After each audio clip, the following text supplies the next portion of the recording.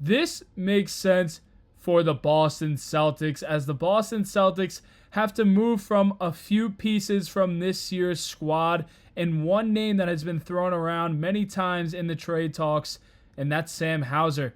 Sam Hauser was one of the best three-point shooters in the NBA this season, and how could the Celtics replace a guy like Sam Hauser? And well, with the draft just under 2 weeks away, there's one guy that we're going to talk about today that could definitely be plugged in to play that Sam Hauser role instantly for this Boston Celtics team this season. Hello, everybody, and welcome back to another video here on Celtics Digest. I am Patrick Billings, and before we get into anything, guys, thank you for all the love that you guys have been showing us here on Celtics Digest. You guys are dropping some great comments. We love seeing all those. You guys are dropping the likes. We love all that. But if you guys love the content and you're not subscribed, I mean, come on. Let's hit that subscribe button. We're trying to hit some goals over here on Celtics Digest. We're slowly creeping towards 7,000 subscribers, and we would love to hit that mark this off season. And with all the love that you guys are giving us, we can totally see that happening soon. But without further ado, guys, let's get right into today's video. So today we are going to be talking about a prospect that can plug in and play that Sam Hauser role. And who do you think that is? Well, if you didn't already know, by the pictures in the introduction, it's none other than Koby Brea.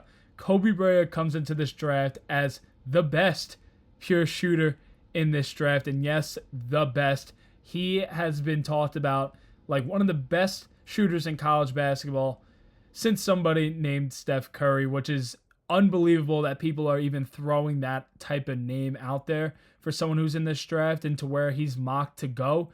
It's pretty unbelievable, but I think that shows of how high people are on his shooting, and he is just an incredible player when it comes to shooting the basketball, especially from the three-point line. So let's get into more of Koby Brea here. So Koby Brea by Jonathan Givony has a chance to spend time. He had the chance to spend time with Koby Brea in LA and had a hard to find, a prettier shooting stroke in this class, as he's standing at 6'7", shot 44% from three this year and 50% as a junior, putting real work in and getting ready for the NBA Combine. And guys, Koby Brea, let's go over his measurements here at the NBA Draft Combine.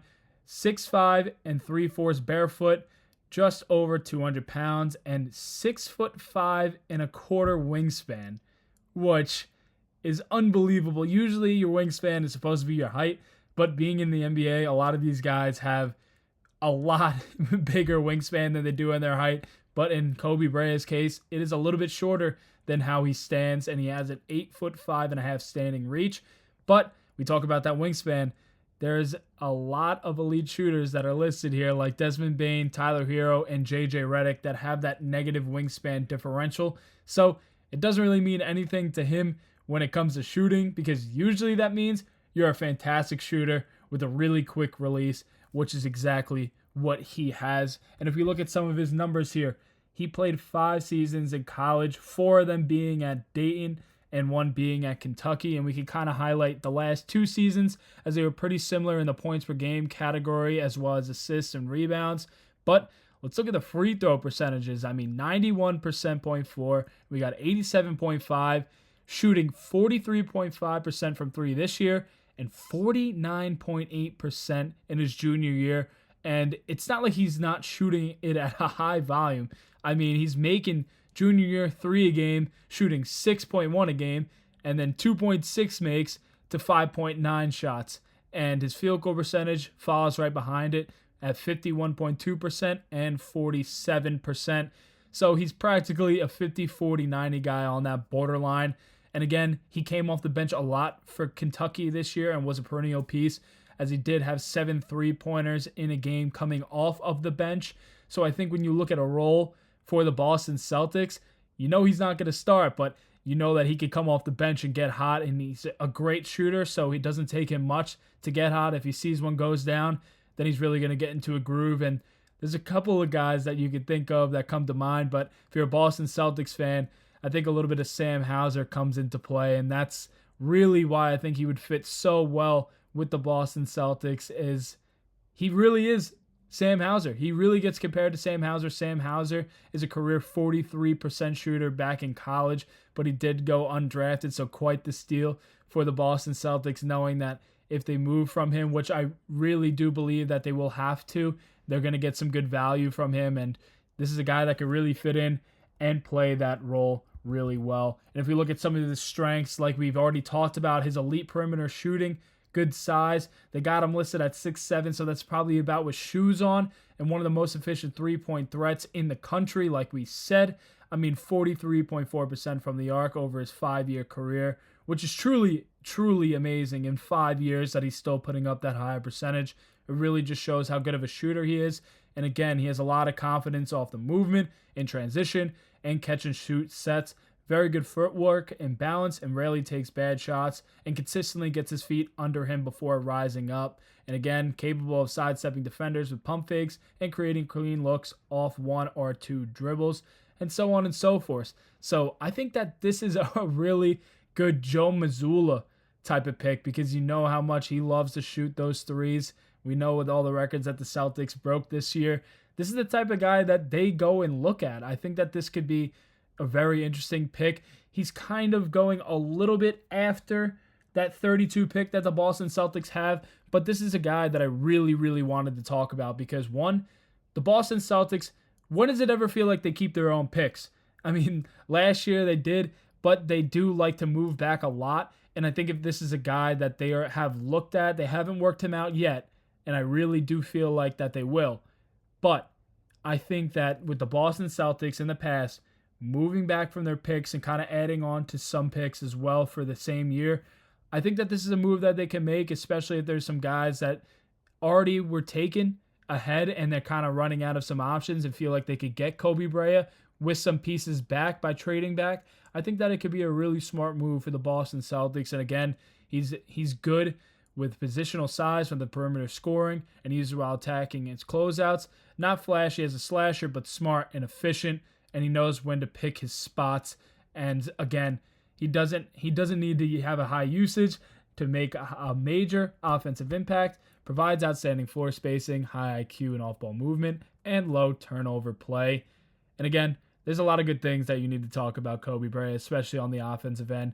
Behind the arc, could talk all day about it, but we're not going to do that. I think I've already got that point across with how good of a shooter that he is. So let's kind of get into some of these weaknesses here. He's very dependent on others to create scoring opportunities. He struggles to generate offense in isolation or against aggressive closeouts. Limited as a ball handler, doesn't break down defenders or attack downhill with much creativity. Straight line driver who lacks explosiveness or to consistently check NBA wings or two. Not a plus rebounder or playmaker for his size, as he only averages just over 2 rebounds a game and didn't contribute much as a passer or secondary creator.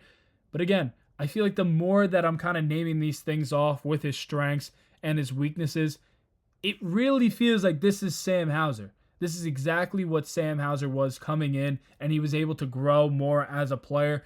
Bruce and I talked about it so much that he grew as a cutter, especially on the backdoor cuts, as a lot of guys, especially on the defensive end, stepping up on the shooter because they know how great he is and they're going to overcommit, and being able to get a backdoor cut and just being a high IQ play to get some layups. I think that this is the exact role that Koby Brea will thrive in, especially as he's an older player, about 22 years old, probably turning 23 at the end of the year.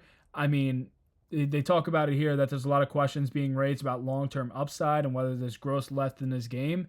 But there's definitely growth left in his game, especially as a cutter to the paint and being able to get open for his teammates. That could always grow.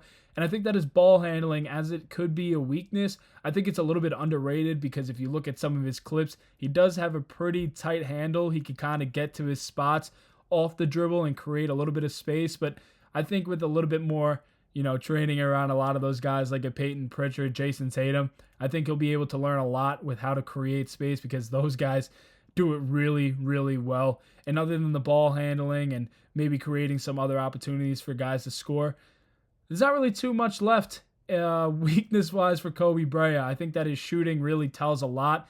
His stock is really all over the place. It's early second round. To some people even listing him right before the 50th pick, so he's really in that wide variety of picks being mocked.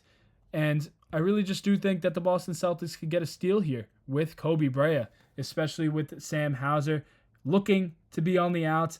And if he's getting compared to Sam Hauser as well, we listed off those strengths and weaknesses. You can't tell me that doesn't sound like Sam Hauser either. And I think that this would be a very, very exciting pick for the Boston Celtics. And guys, thank you for watching the video.